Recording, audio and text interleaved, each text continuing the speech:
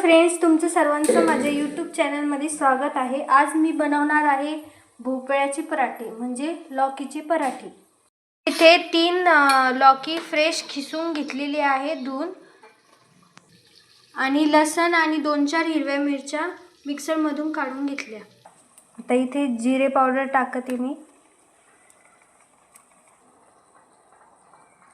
1 चम्मच हळद पावडर, स्वादानुसार नमक टाकायचं, आणि आता यामध्ये मी 2 वाटी गव्हाचं पीठ ॲड केलेलं आहे।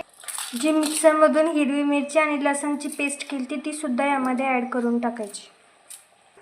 3 मोठे मोठे कांदे मी इथे कट करून याच्यामध्ये टाकत आहे। आता आपण या पिठाला मस्त मळून घ्यायचं आहे, सगळं मिक्स करून। याच्यामध्ये बिलकुल पाणी नाही टाकायचं, भोपळ्यालाच पाणी सुटतं, त्याच पाण्यामध्ये आपल्याला हे पूर्ण पीठ तिंबायचं आहे।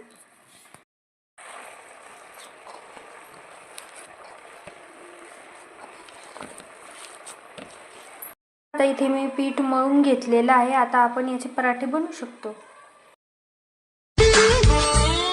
अभी चैन चुराया है,